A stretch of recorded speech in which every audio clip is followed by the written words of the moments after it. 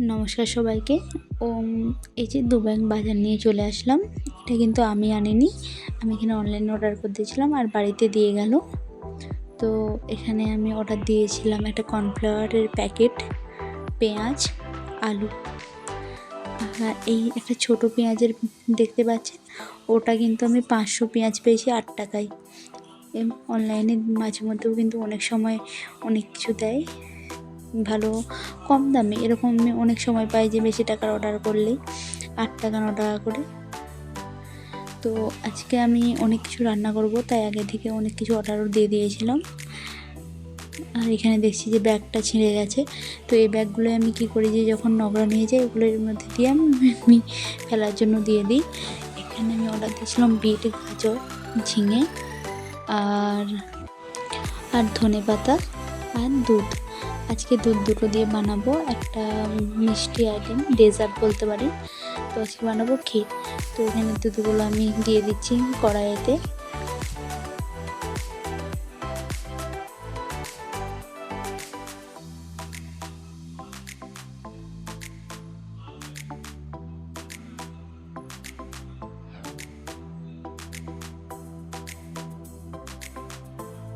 আর আমি এখানে যে দুধটা নিয়েছি এটা কিন্তু ছিল নন্দিনীর।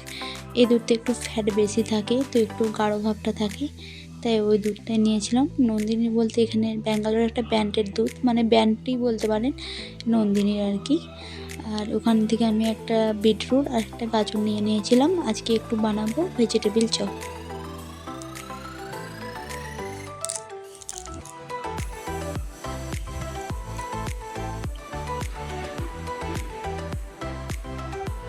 এখানে আমি বিটের খোসাটা ছাড়িয়ে নিচ্ছি। আর ও ওখানে ছিল, তো ওর সাথে কথা বলতে বলতে কাজগুলো করে নিচ্ছিলাম। আচ্ছা, একটা কথা বললাম, আমাদের মতো কাদের হয় যে আমাদের দুজনের মধ্যে কথা হতে হতে ঝগড়াটা কোন দিক দিয়ে যে গলে যায় বুঝতে পারি না। কারো বলে জানাবেন, দেখবেন আমরা দুজনে ঠিক ভালোভাবে কথা বলছি, হঠাৎ করে ঝগড়া দেবে কোন দিক দিয়ে যে ঢুকে আসে, তারপর বুঝতে পারি না। ঠিক 2 মিনিট বাদে আবার ঠিকও হয়ে যাবে, কারণ আমার বরটা একটু শান্তশিষ্ট, মাথা গরমটা আমারই হয়। আর এখানে দুধটা গরম হয়েছিল একটু একটু, তো আমি ভালোভাবে ঘেঁটে দিচ্ছি যাতে আর একটু ভালোভাবে দুধটা এখন গরম হয়ে যায়। এরপর আমি চলে আসলাম গাজরটাকে কুড়ে নিতে।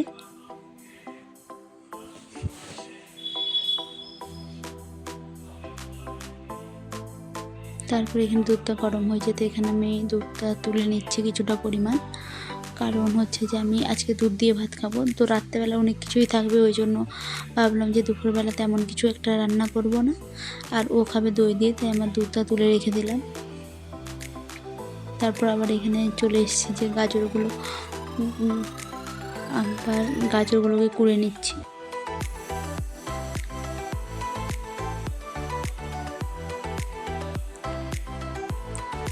আমার না মাঝে মধ্যে মনে হয় যে আর দুটো হাত থাকলে নিশ্চয়ই ভালো হতো, কাজগুলো আর একটু তাড়াতাড়ি করে হয়ে যেত, যখন ওই একলা হাতে অনেক কিছু করি আর কি। তারপর ও এখানে আমার একটা বান্ধবী কল করছিল, তো ওর সাথে কথা বলতে বলতে আমি বললাম, ভাই তুই কলে থাক, তাহলে আমার কাজটা আরও জলদি জলদি হয়ে যাবে। এটা কিন্তু ঠিক যে কেউ যদি কলে কথা বলে কোন দিকে যে কাজ হয়ে যায় বুঝতেই পারা যায় না, কারণ ওই কলে যে আমরা সবাই নিয়ে চর্চা করি, ওই চর্চা করতে করতেই দিন চলে যায়। এদিকে আর দেখাই হয় না যে কতটা কাজ হলো আর কতটা না বাকি আছে। আর ওইদিকে যাচ্ছিলো কিছু জিনিস আনতে, ওই জন্য ওকে আমি বলে দিচ্ছিলাম যে মনে আছে নাকি কি আনবে।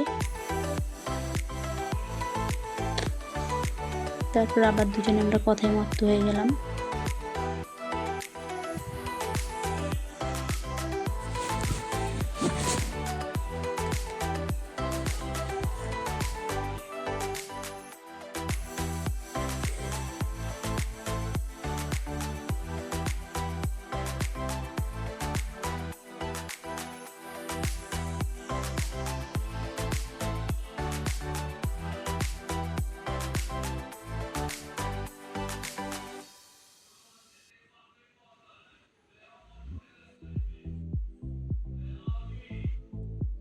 আর এইদিকে ভেজিটেবিল চপের জন্য আমার ওখানে বিট আর গাজর পোড়া হয়ে গেছে।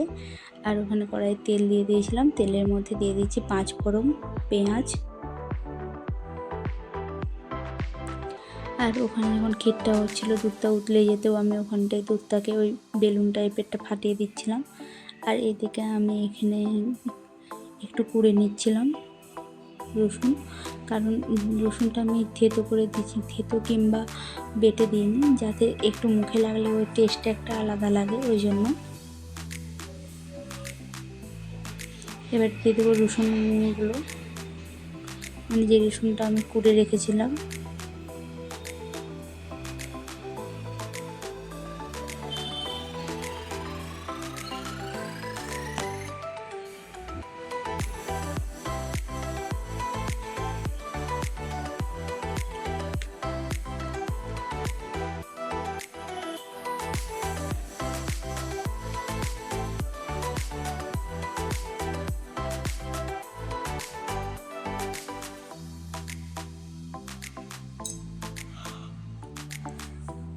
আর এদিকে আমি বিট গাজরটাকে দিয়ে একটু হালকা করে ভেজে রেখে দিলাম।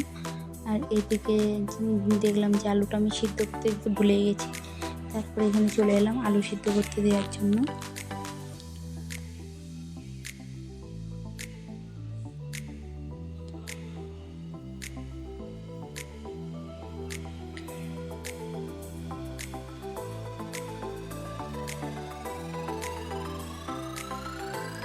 আলুগুলোকে আমি এখানে ছোটো ছোটো করে কেটে দিচ্ছিলাম, যে বিট গাজরটা তাড়াতাড়ি করে ভাজা হয়ে যাবে, ওই জন্য।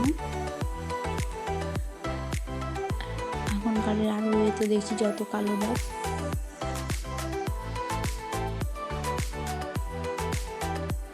তো এখানে ক্ষীরটা কিছুক্ষণের জন্য নামিয়ে আলুটা সিদ্ধ করতে বসিয়ে দিলাম।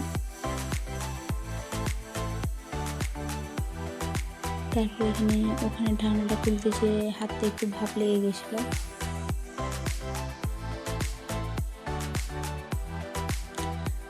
পুরো কাচের মধ্যে আছি, যে ভাপ লেগে গেছে, একটু জ্বালা করছে, তবুও মনে হচ্ছে না কিছু। তারপরে একটা জিনিস মনে পড়ে গেল, যে মা সব সময় কিন্তু বলে যে ওটা একটু নুন আর তেল দিলে নাকি ধুলিটা ওঠে না। তাই এখানে আমি মশলাগুলো দিয়ে, মশলা, হলুদ গুঁড়ো আর লঙ্কা গুঁড়ো দিয়েছি। তারপর একটু তেল দিয়ে দিলাম, তেল আর নুন। তো এটা কিন্তু সত্যি করে ধুলিটা ওঠেনি, কিন্তু কিছুক্ষণ একটু জ্বালা জ্বালা করছিল।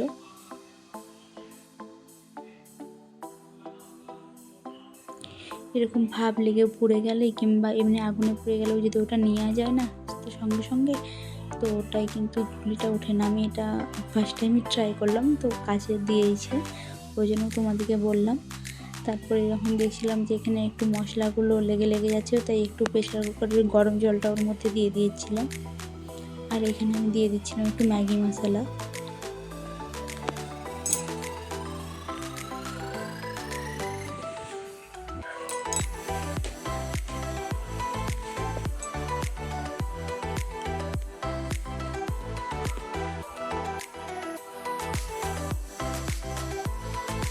তারপর এখানে আলুগুলো সিদ্ধ হয়ে যেতে এগুলোকে একটু থেতো করে নিচ্ছি।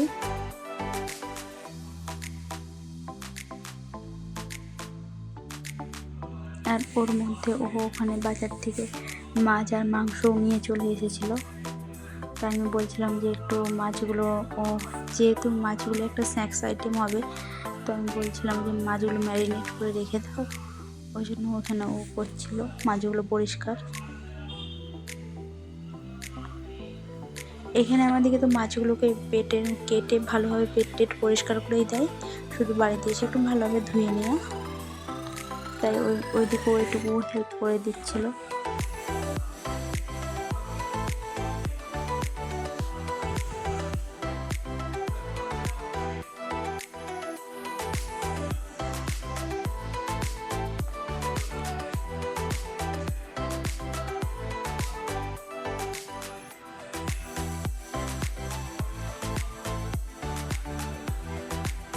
আর ওইদিকে আমার ক্ষীরটাও হয়েই এসেছিলো, তাই সাইডে যেগুলো শর্ট টাইপেরগুলো লেগেছিলো ওইগুলোকে আমি মানে চেঁচে ওই কড়ার মধ্যেই দিয়ে দিচ্ছিলাম।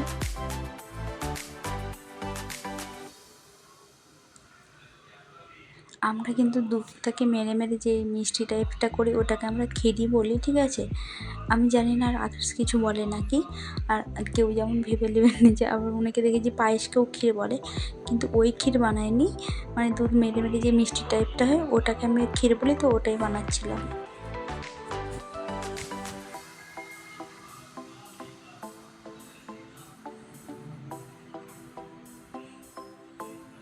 আর ওইদিকে মাছগুলোকে হচ্ছে কেটে দিচ্ছিলো, পেটগুলো চিড়ে দিচ্ছিলো, আর ওকে দেখাচ্ছিলো। মুড়ি বললো হ্যাঁ যে ক্ষীরটা হয়ে গেছে। বাড়িতে সেফ থাকার এই একটা সুবিধা যে কিছু ভুল হলে তাড়াতাড়ি বলেও দেবে, আর কোনটা ভুল হচ্ছে ঠিক হচ্ছে এটাও বলে দেবে। তারপর এখানে আমি ক্ষীরটা ঢেলে দিলাম বাটির মধ্যে।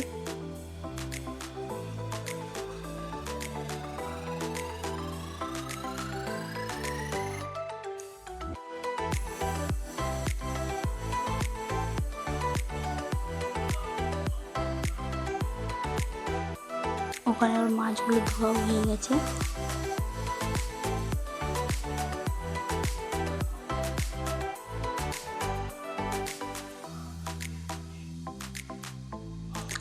তো ওখানে ও মাছগুলোর মধ্যে লেবু, নুন আর হলুদ মাখিয়ে নিচ্ছিল।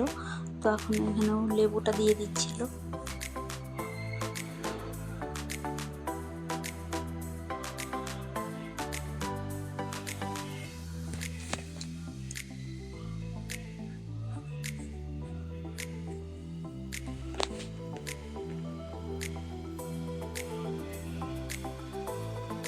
তারপরে নুন আর হলুদ দিয়ে মাছটা মাখিয়ে রেখে দিল।